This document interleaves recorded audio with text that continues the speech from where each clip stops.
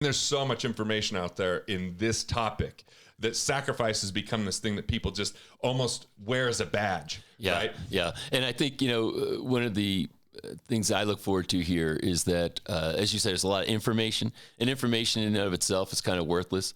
When you start to organize it, it becomes knowledge, but organized knowledge is philosophy, and that's where real wisdom comes in. So I like bringing the philosophical bent to this. The mindset of fear, sacrifice, and scarcity has been tried, and it has failed.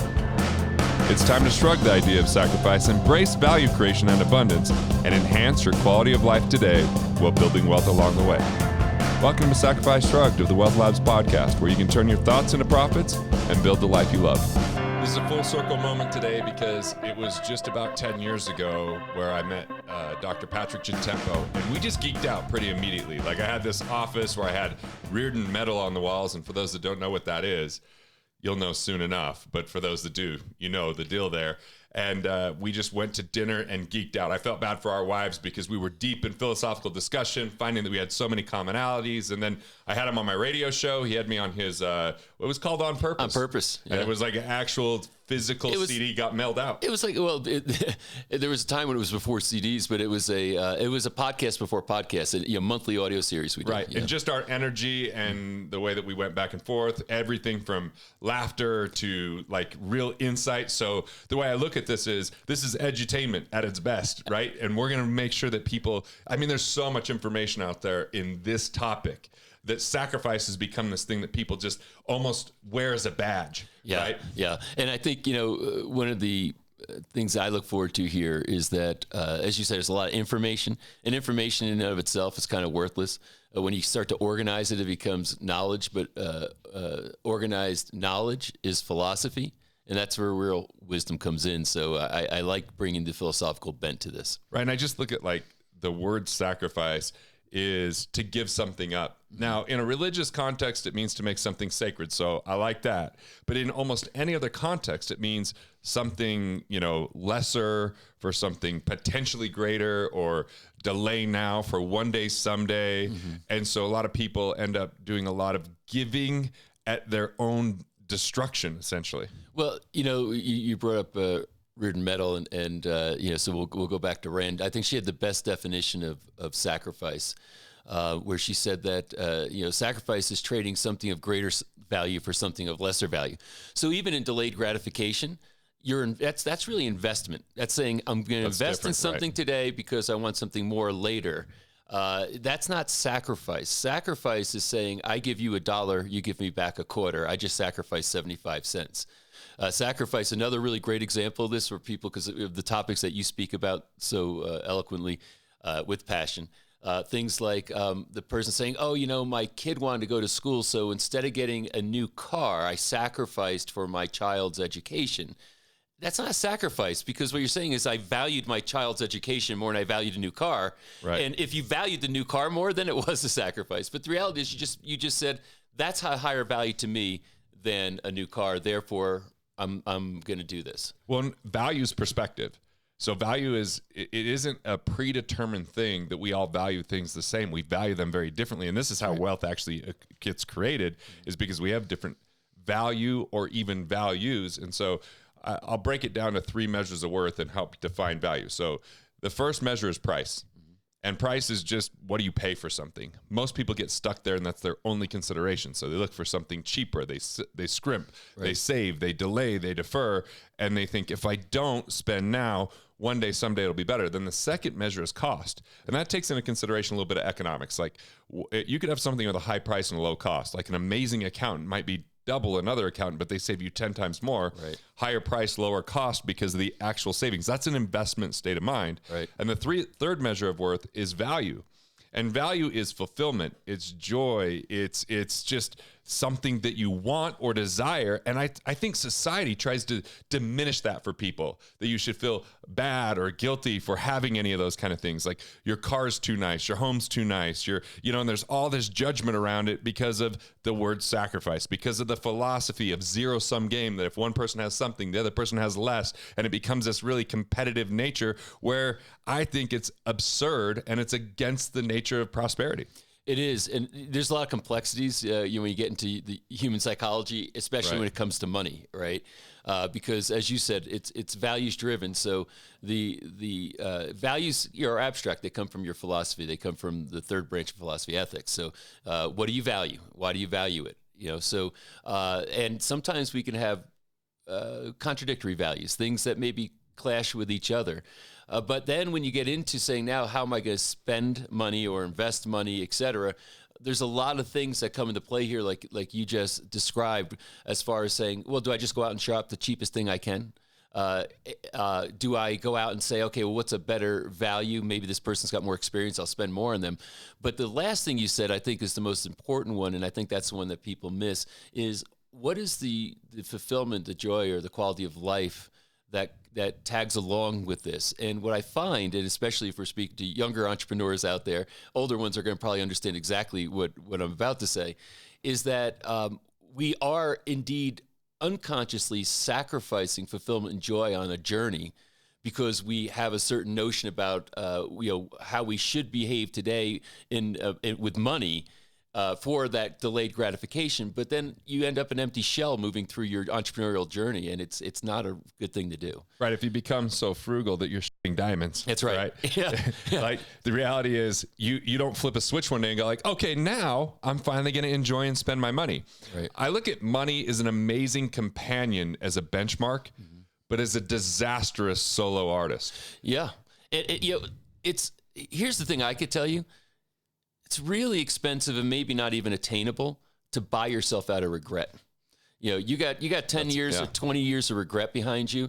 I don't care how much money you have at that point. It's really hard to buy the regret out of your life. And that's why it's really a paradoxical situation, saying you got to live each day as if it were your last, but you better live it also as if you're going to live forever, because you got a lot of years in front of you. So you have to have that responsibility built into it. The cliched way to say that is to, plan for the best, but prepare for the worst. Yes. Right. That's a very cliched way to say it, but it's very true. And look, I had two business partners that died June 9th of 2006. But the thing is, they lived life to the fullest. Like one of them said to me a month before he died, I live the life I love. I can't imagine life being any better. So he had this richness to experience. And I used to judge him for it. Like he'd go to Hawaii and they'd hire a photographer and take pictures on the beach. They do night diving. They do all this kind of stuff. And I'm like, so expensive. And you're not working during those weeks that you're there. Because I wasn't considering quality of life. Because in my 20s, my measurement was just money. And it was more, bigger, better, competitive. So I was comparing myself to everyone else, everything else. And so it created misery in a lot of situations. And ultimately I was willing to sacrifice quality of life all along the way. So let's live in a crappy apartment because we could save a boatload of money. Let's, my wife would be like, you should buy some new clothes. Like those are still the clothes from college. I'm like, no, I could just save the money. Like everything was about saving. And when I was thinking about what I could do to eliminate and basically budget, I wasn't thinking about production. I wasn't thinking about value creation. I wasn't enjoying life. It was all about, I told my dad, hey, one day I'll be able to live a life no one else will live because I'm going to just do everything I can now and work as hard or harder than anyone else. And then he said to me, he goes, son, what about the memories that you never have? You can't get those back. You can't buy those. You can't buy those back. And I think that's the whole point, is that you can't go back and say, well, now that I have all this money, as an outcome, I can't buy back the journey. The journey's behind you now. That's the past. And I think the thing that makes this uniquely difficult, but also what is the richest of life, is that there's no one path for everybody. It's like, because you're saying in my 20s, and you mentioned your wife. Well, there's a lot of people in their 20s who aren't married. It's a different situation. Right. There's a lot of people in their 20s maybe that have kids. There's a lot of people in their 20s that, whatever the circumstances are, or whatever circumstances they came from. So everybody's got to choose. And this is the hard part. Everybody would love a one size fits all. Oh, here's the one book. I follow this one protocol, if you will, this one point of view. And then that's how I work through my, from my present to my future. And that would be, I think, a disaster for the majority of people. It's a matter of having to work it out yourself, which is why in my 20s, I had to get hit by a truck, which is what got me thinking, because I was completely off purpose. I didn't recognize it. I just had opportunities that came up, and I took opportunities over values for a period of time. and literally got hit by a truck in Manhattan, was laid up for a while. And that's where, I read Atlas Shrugged, which is what changed my life, because I started understanding the importance of philosophy and the application of philosophy as a practical tool for living. And everybody needs to have their philosophy. Everybody has a philosophy. The question is, have you worked yours out? And this is the thing that you and I geeked out on, because you'd understood the relationship between a successful life from a very practical standpoint, but also having a philosophy and how it adds that spiritual component to your experience to make it all work right. Well, I've seen what the limiting philosophies are, or the philosophies that are born of scarcity, because you can't outwork scarcity. And scarcity is where fear, doubt, and worry are kind of the main mantra. It's where people in scarcity think profit is evidence of deception. Scarcity is where entitlement is created. It's where people just are waiting for other people to take care of them. It's where a lot of the fear comes from society because of that level of scarcity, and people can't recognize their own greatness. And I had this belief that hard work would solve everything, but hard work with the wrong philosophy still equals bankruptcy. Yeah, it's called going enthusiastically in the wrong direction. Yeah. Peter Drucker was said that. I still read Managing Oneself, a little book every now and again, just to remind me of some of those great philosophies. But philosophy, like if we really boil it down, you've got philosophy and you've got vision. And to me, vision is something that's beyond your current reach, your current capability, your current financial wherewithal even. And the miracle of it is it's vision, because it's just a goal or objective if you already know how to achieve it. But when vision's beyond your reach, as long as you're committed to that vision and you can articulate that vision, it lets you enroll other people to solve it and bring it about. And vision's something that's only in your head, that doesn't exist in society yet, which so many great things that we've ever experienced, from, flight or cell phones. I mean, there's just so many things I use on a daily basis that someone thought of in their mind before it existed or it was manifested. And I think a lot of people limit their vision based upon sacrifice and scarcity, based upon their current financial construct. And I've been posting a lot of things on a lot of videos on YouTube recently, and people are just like flat out like, that only works if you're rich, or if you're not born in the right family. And they just truly vehemently believe that, like they would oppose everything I say but I grew up in a coal mining family. Yeah. My great grandfather didn't have enough philosophy about, value creation and prosperity. He just knew that he couldn't put food on the table. And so he said, I'm going to America.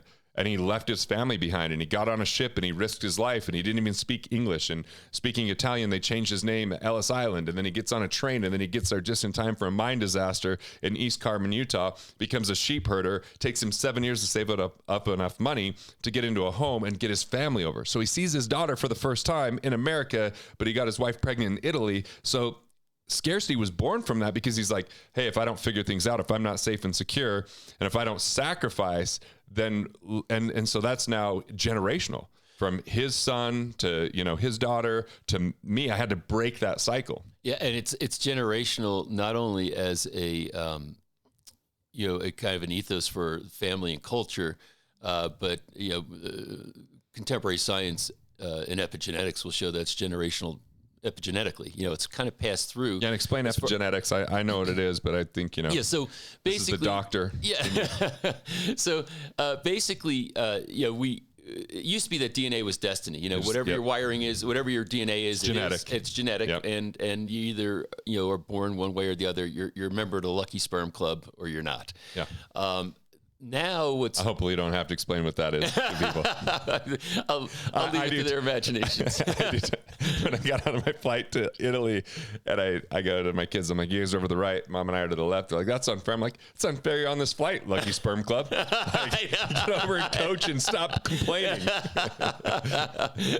Yeah, I've had that conversation once or twice with my kids.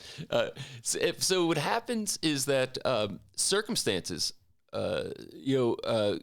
in your life, environmental things can activate or deactivate certain genes. The body's very intelligent. Your design is extraordinarily intelligent. So saying, hey, you got many potential expressions of yourself, and we're going to basically shape how you're expressed based on what's going on around you. And if it's a very threatening environment, you're going to have a certain profile as far as how you're expressed genetically, and vice versa. Yeah. But also what's known now is that this, and look at the intelligence is expressed genetically, vertically through generations, meaning if your grandfather was faced with a certain set of circumstances, well, that, what was shaped for him epigenetically is now going to be transferred to his kids and then their kids down the line. And it takes very often what you just described, and this is not just abstract, here. This is very practical stuff. Right. You have to understand the abstract ideas to know how to apply them. But this is very important because what you just described is a breaking of that cycle, saying, hey, I understand my grandfather's story. And then I understand how that has been passed down. And now I have to recognize that I got to break that pattern, Right. create new patterns. And now my kids are going to have a different experience as this moves on. Well, and this is what's happened for me in some of this discovery is one, I actually had to have a conversation with my 5-year-old self. Because when times were difficult or things didn't go according to plan, so to speak, I had this 5-year-old that believed that he was stupid that would take over, and then I would pout, get frustrated, angry, feel like almost become a victim, right? Right.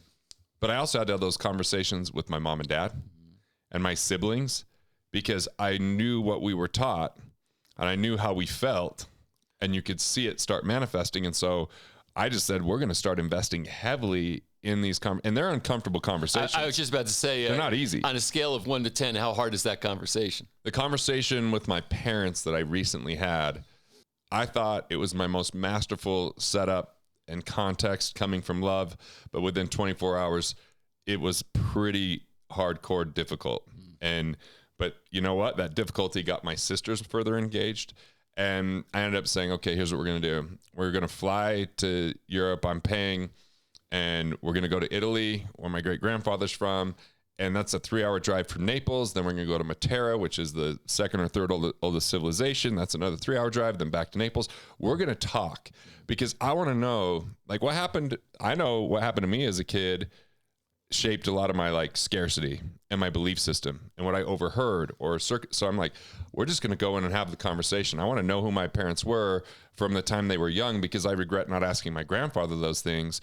And I already feel like I've done a lot of work with my family that has rewritten things. Like my parents travel a lot now. They go on trips. They have experiences. Like we had a lot of hardcore, like my hardest client by far has been my mom, right? And getting her to really think about quality of life. And I really feel like they've done that. And she had a kidney transplant. So I think she really came really close to that. Like, what does this mean if I don't? And so I'm seeing a difference in my family this way, like I'm watching us change the path, which my path is I want my heirs to be purposeful and I want them to love their life. So my grandfather said, let's create stability and security. I'll make a bold move. So we knew how to do those two things, but having purpose beyond just safety and having a love for life was sacrificed in the name of we don't ever want to go back to not being able to put food on the table. And so that scary notion was overriding everything from the time I graduated college and like, you need to go get a good job. You're getting these job offers. I'm like, but I want to be an entrepreneur. And that was scary for them, scary for me because this is my most important tribe. They're the people I love the most and I don't want to disappoint them. So I'm conflicted and confronted in probably the most depressing time of my life to being the one that showed them what was okay and having them actually invest in it and support it even through difficult times and have a different level of resiliency and faith in one another. So look, those conversations are definitely the hardest. I think, they're on a scale how difficult they are. I think they're a 10 out of 10. They're definitely hardest, especially it's going to get very rocky, I think, immediately after. Because here's I think, the misnomer, speaking from experience and speaking from observation of other people's experiences, is that, okay, the hard part is I'm going to have the conversation, but we got through it. That was it. And now the heavens are going to open, the sun's going to shine in, but then it's like, oh no, right after things can get real bad. And here's why: in the absence of communication, negativity fills the void. Oh yeah. And so I have a beautiful conversation, emotional conversation, leave, call my wife, said that went phenomenal. The next day, see them and watch a total breakdown. Oh, it's total breakdown. Yeah, it's completely destabilizing. You understand? People who are working for security, what did they do? They stabilize their life, their psychology, and they have complete attachments to exactly the way things need to be. And that's how they found a sense of security. You go in, you have a conversation like that, you blow the whole thing up, basically saying, hey, we got to talk about some stuff that maybe is not that comfortable to talk about. Right. And then suddenly the view of reality is completely destabilized. So they have no firm ground to stand on right after something like that, and it can turn to a shit show pretty quick. And I've seen it. So I commend you for having the courage to do that. But it's born out of a vision for something better than what it could be today. And this because status quo is pretty easy to keep in that, to not disrupt, to not talk about, to just sweep things under the rug, to pretend. And this happens within families all the time. And at best, I mean, just look at, the second law of thermodynamics, entropy, right? At best, status quo degenerates slowly. At best, right. You can't hold something the way it is. Either something is growing or it's contracting, but you can't just hold something in this world, in this universe. But I think, and certainly back to your comments on vision, here's something that's really important, especially because we'll be having these kinds of conversations so often. One of the most important things two human beings can do, two or more, is if they're going to be in communication, they got to define their terms. So when people use the term purpose, people use the term vision, people use the term mission, we should kind of describe semantics what we mean by matter. that. They matter. Semantics are essential. They create context. Wealth is built through conversation. That's right. If we don't have the same definition, the biggest issue I've had as far as lessons and conflict is people having different definitions of integrity than I do. That's right. They just have a different definition. You say, well, you use the term integrity, and you mean two different things. Right. Suddenly now, that has to break down at some point. Some people, integrity means I'll do my best. Mm-hmm. And that means if situations get difficult, they're out. That's right. Other people means I'll honor my word, mm-hmm. meaning I'm going to do everything I can. And if I can't fulfill that, I will communicate with you. Right. And then other people will sacrifice. Yeah. I'm not asking for sacrifice. I'm not saying just because you agree to something with me, if that puts you in such an extraordinary circumstance that you're putting you and your family in harm's way, mm-hmm. then I think we renegotiate. Right. We come back to the table of the conversation, but that's your job, not mine if you're making the change. It's my job, not yours, if I'm making the change. And most people just ignore it, sweep it under the rug, and then just hope to never get confronted with it. Right. And this is the same dynamic with families and things that way. And so I'll give a construct really quick that I think is helpful with these crucial conversations, these difficult conversations. It's a 5-step process that I invented in a difficult situation. Had to address an employee. It's all right. Number one, I'm going to go in and acknowledge the asset of the relationship. Why are we in relationship? What do I like about them? And it had to be 100% authentic, right? Mm-hmm. Second is, what liabilities have I brought to the table that have resulted in this conversation today? It could be everything from lack of communication to judgment to a mistake, whatever it is. I just got to own my stuff. Mm-hmm. Then the third is, what's the situation at hand? And I just address it. So I'll just say, here's what we're facing. And then I simply say, what would you do if you're in my shoes? So I put it in their court first to see where they're at mentally. And they're usually harder on themselves if we're in good relationship. Yep. And it's going to also tell you something about their values. Exactly. And then what I'll do is I actually, once they say that, I usually soften it because they're usually harsher majority of the time. And I come back and say, well, this is what I think we can do. And I come with a solution. Then fourth, I actually restate the solution. And then fifth, 24 to 48 hours later, I re-engage with them and say, hey, that was a pretty big conversation we had the other day. Did anything else come up for you? Because they're usually surprised by the conversation and they've got things they need to vent. Mm-hmm. And this is the hardest part. I just listen. Yep. And then if that's still got issue, we go back to step one. Right? As long as the relationship's worth it. And there's sometimes I'll say, okay, I've gone through that cycle enough. This relationship's over. I was just about to say that could be a lot of work, and it's as you just said, it's got to be worth it. Yeah. Because sometimes, I have one coming up today. Yeah. Oh, yeah. I have one coming up today. You told me about it. And I'm going to say, I'm going to start with love. Mm-hmm. I'm going to start with like, hey, I love you guys and this isn't working. Mm-hmm. And this is what I did as part of that. And what can we do to move forward? And I hope it works out. But at least I'm setting a good intention and hopefully coming from the right place. I think, the framework is important and setting the tone up front, because if it starts, combative, if it comes from anger instead of love in the beginning, then it's going to normally degenerate from there pretty quickly. And even with all those good structures, it's still, the wheels can come up, but hey, it's another one of those things. status quo is unacceptable. Right. And this is only going to degenerate. And I have this saying that, after going through some really tough times and turnover in my businesses, et cetera, where I had to sit back and look at myself, because it's very stressful when you're running a company, to deal with some of these things. Very stressful. Because, you do get to know people very well, and things happen that you have to address. And but I said is leaders are people who make tough decisions so everyone benefits. And I had to remind myself, if there's a conflict like, between two of your big executives in your company, if no matter what happens and the outcome, you had to make the hard decision to bring this to a head, process it through, and where the chips fall, they fall. But no matter what, I know everybody's going to benefit from that, because if you let it degenerate slowly, that's when things get really, really bad. I've done so much personal work. I've invested, and I'm still stressed out. I'm still losing sleep over this thing. If you weren't, then it's time for you to leave the position. It should. I mean, you manage the stress. Yeah, the main thing I'm doing with managing my stress now is not taking things out on the people I love. That's okay. So now you said it. You manage the stress, but it should still matter to you. I don't want to treat my kids differently, or my wife differently. Which in the past, I've definitely had that happen, just because I'm frustrated, I'm stressed, and then I'm reacting to them. I had a conversation with my mom recently. I said, have you ever yelled at your kids and just felt like, man, I feel really good about that? Because part of my conversation with them is like, hey, help me where I'm failing as a parent. And then you guys don't have to be parents. You could be grandparents. Yeah. And I'll take it under advisement. Yeah. I'm like, and I just said, look, we don't spank our kids. I spanked my oldest kid once, and it still haunts me, because he just remember he had processing issues, so he didn't know what was going on. Right. Oh, yeah. And so I just, and we had a very healing conversation there. He saw me just bawling, and so he's like scared, and he's asking my wife, like, what's going on? It's like, he's got that much pain around this. Go forgive him, you know?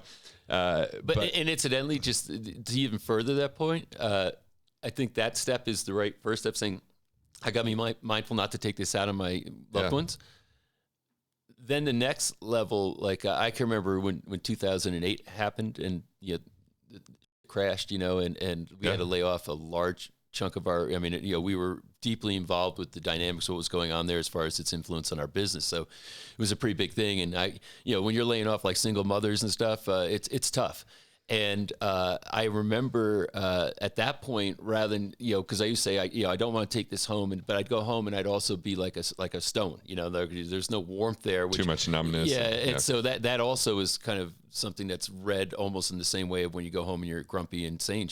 But then I realized, oh, wait a minute. If I can learn to be a little bit vulnerable, because that's the last thing you want to be in that circumstance. You don't want to be vulnerable because you got to be strong to go do this stuff, right?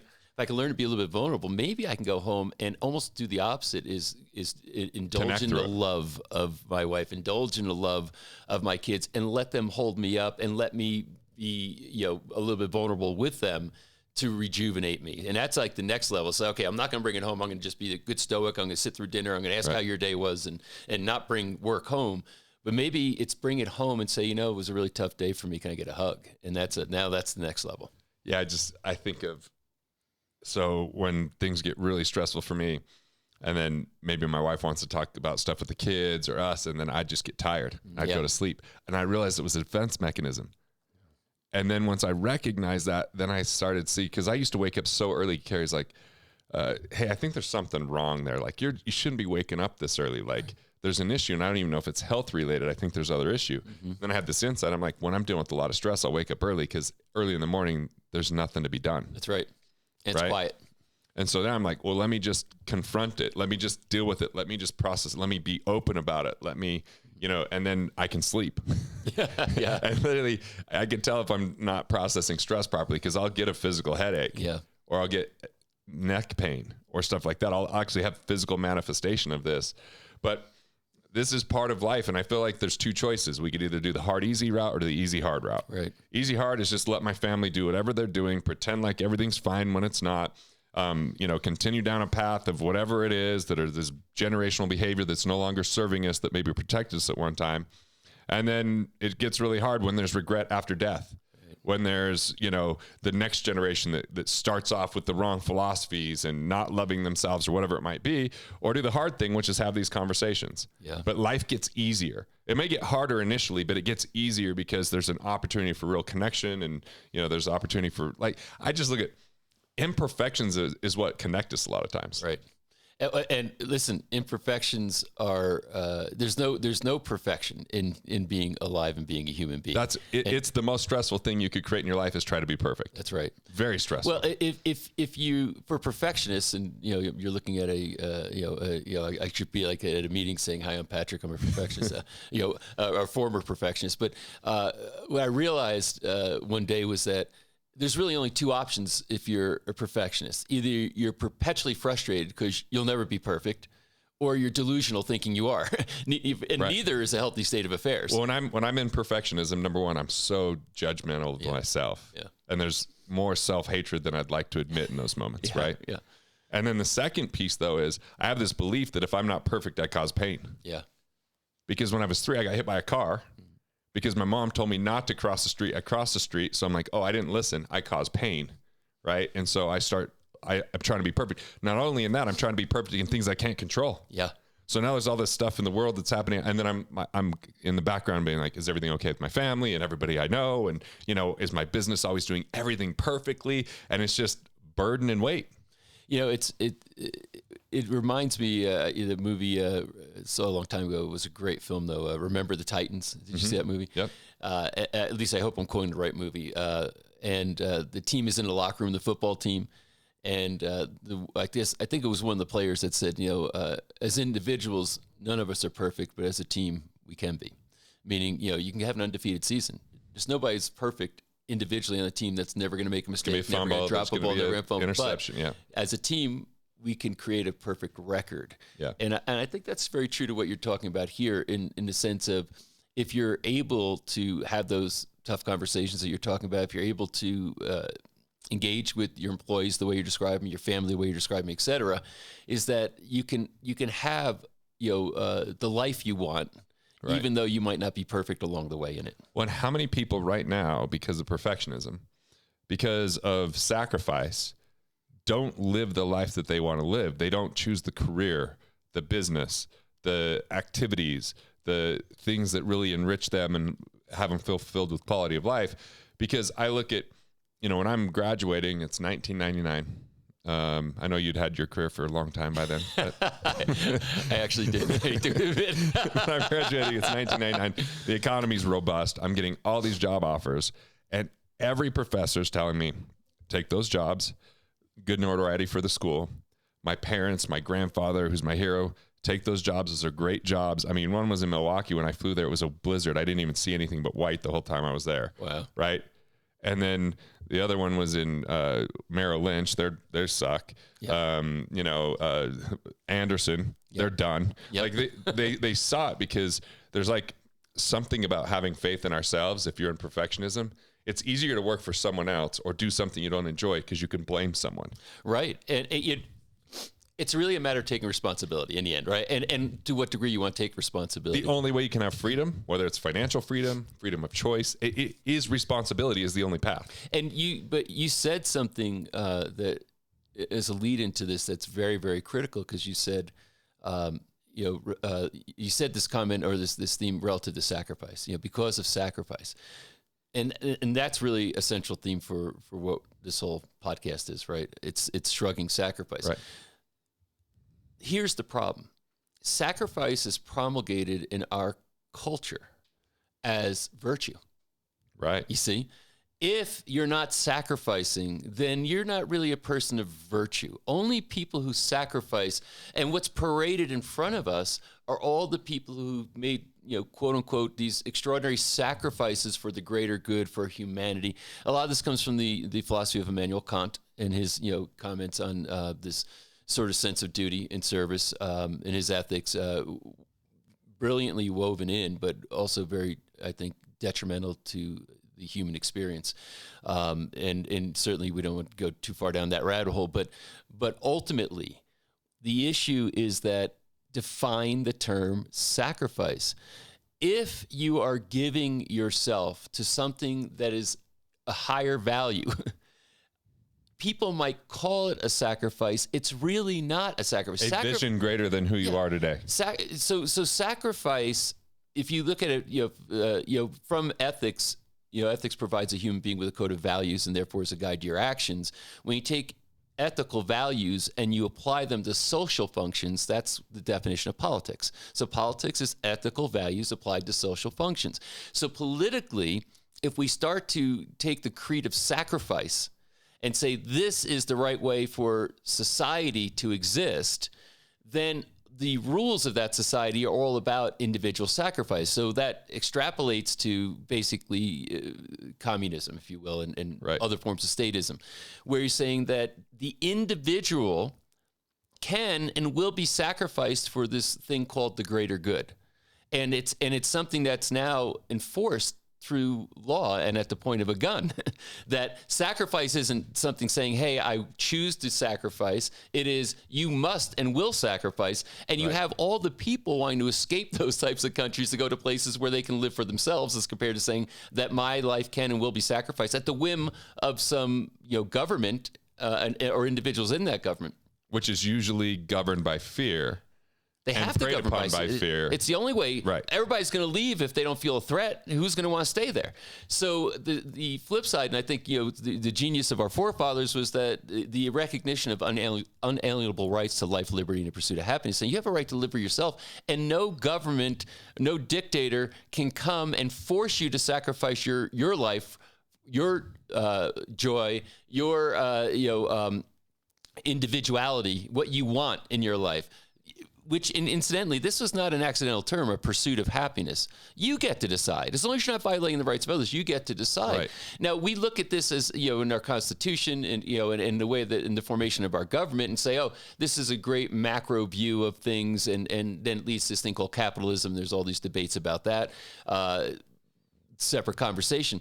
But what most people don't understand is how this applies to their lives individually, because now the question is, can you and should you feel joy and fulfillment if you're doing what you want to do, creating what you want to create in the world, living on your own terms, and you're not sacrificing? Right. Because people look and say, oh, well, that person does what I want every entrepreneur or budding entrepreneur to listen to this. And how often, and I'll talk about in former relationships, whether they be friends, romantic relationships, what they might be, how often when you're working hard, working weekends, I mean, you're really putting in the hours and running the laps, and people look at you and they say, yeah, but you enjoy your work. As if, oh, well, it has no your hard effort and value creation has no virtue unless you don't enjoy it.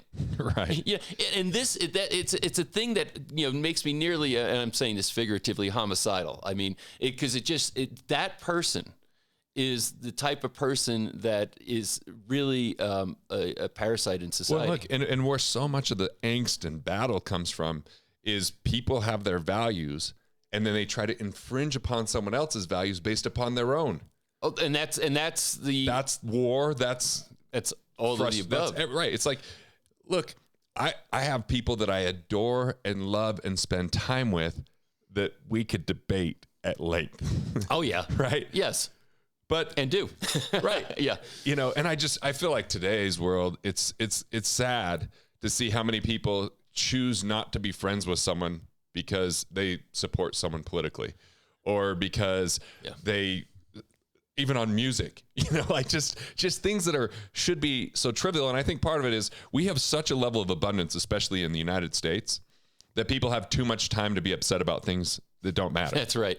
But can you imagine? We were too busy feeding ourselves and taking care of our family in the past that now we have time to be offended about someone else's values. And can you imagine that people say that if you love your work, then you lack virtue. Right. I mean, it's literally such a destructive mentality. That means that, if you're in the salt mines and you're working hard every day and you hate it, but you're working hard, oh, now you're a person of virtue. My family would not let me step foot in a coal mine. I've never been in a coal mine. My great-grandfather, coal miner. My grandfathers were coal miners. My dad was a coal miner. They never even let me take a tour. They never let me go to the facility. They never let me see any of that because they were like, you could choose a better path. Yeah. There is no virtue in being at risk with your life and being part of this community from a coal mining standpoint. Just be who you are, and that could uplift the community. Yeah, and sometimes it takes someone who's had to suffer those circumstances to be able to know that this is not what I want for my kids. It's time to shrug sacrifice and instead embrace love, embrace life, and really go out there and have quality of life at the forefront so you can live the best life and who you actually are.